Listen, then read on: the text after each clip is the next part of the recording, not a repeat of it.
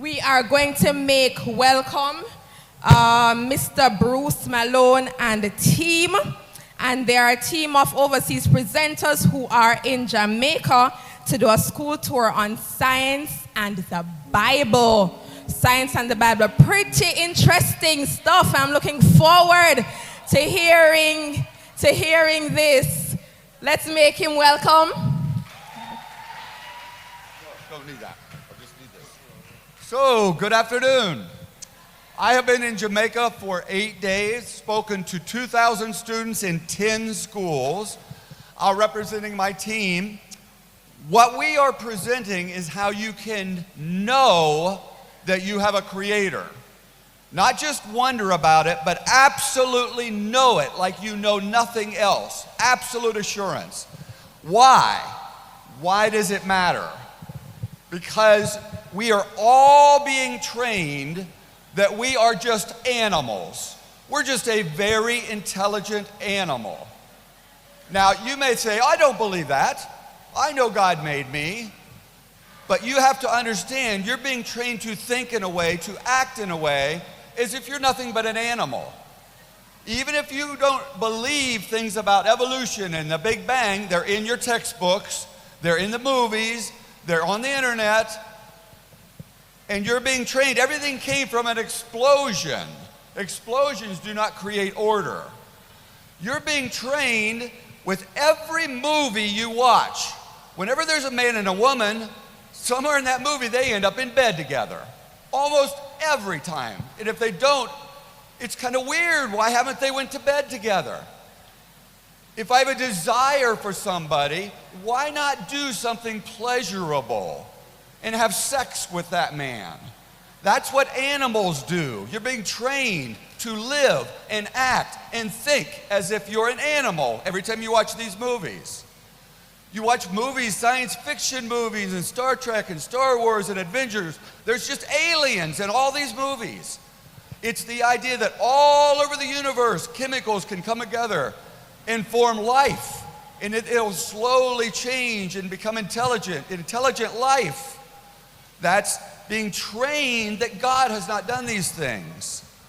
You're being trained with your brain. Every time you hear millions and billions of years this, millions and billions of years that the rock layers filled with dead animals slowly formed as animals died in bloodshed and extinction and death.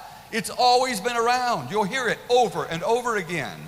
Trained to think as if we're just the last animal that came out of the rocks.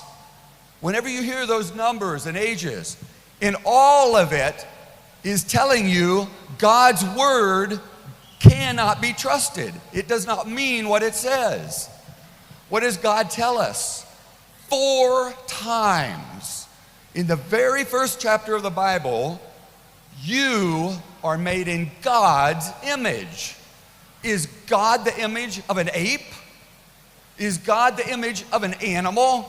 Animals can't help but follow their desires. For you to just have sex with anybody you think you have loved means you're just an animal.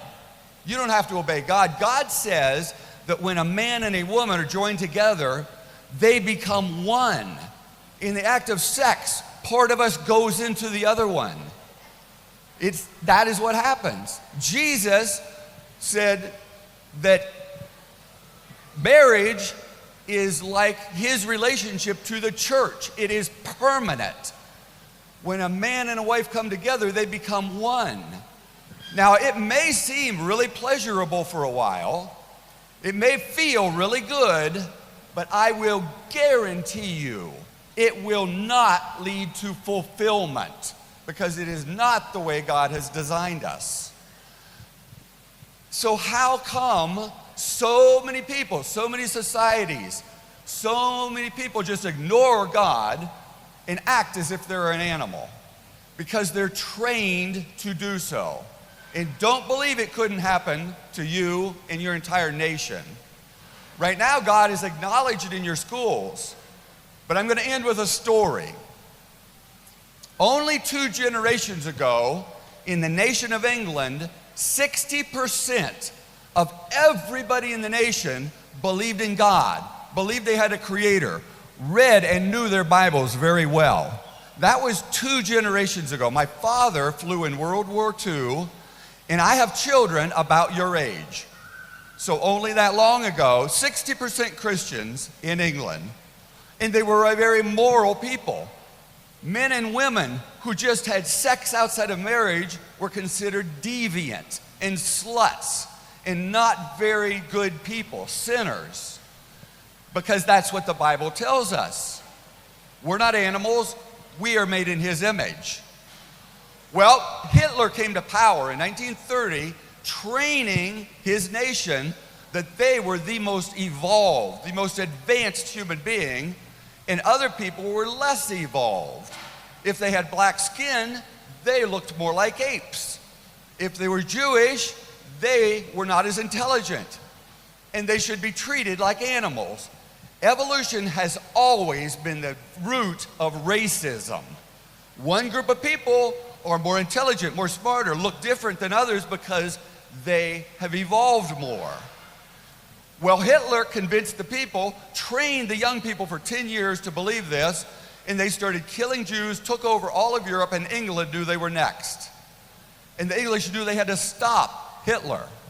So they sent 400,000 young men across Europe, and they lost every battle, battle after battle after battle, until all of those 400,000 soldiers were pushed against the ocean at Dunkirk, France. And they were surrounded by the Germans, and they knew they were about to die or be captured, and the war would have been over, and Hitler would have owned all of Europe. This was 1939. The King of England sent a message on radio to the troops about to die. He said, Hitler is not after our land, he is after destroying the nation of England and what it stands for. And it stood for the belief in God and Christianity and truth and morality. The commanders answered back with this great speech with 3 words. They wanted their wives, their loved ones, their sisters to hear one last message before they were captured or killed. Those 3 words were, but if not. Now that changed the history of the entire world, because that message came from 2,500 years earlier when another dictator took over the known world. His name was Nebuchadnezzar, and he captured the Jewish people. And he brought the youth in, and he told the youth, you'll think what I tell you to think, you'll eat what I tell you to eat, you'll act the way I tell you to act, and when I put up a golden idol, you will stand and worship that idol as if it's me, or be thrown into a fiery furnace. Those 3 men looked the most powerful dictator in the world in the eye, and they said, we will not bow down and worship your image because we serve a God capable of saving us from you. But if not, even if God doesn't save us, we still won't worship you. Now, instantly, England is 60% Christian. They knew exactly what they were being told by 3 words. Those soldiers trusted God in a hopeless, impossible situation. And even if they died, they wouldn't give up. They would just fight for what they knew was right and true and real.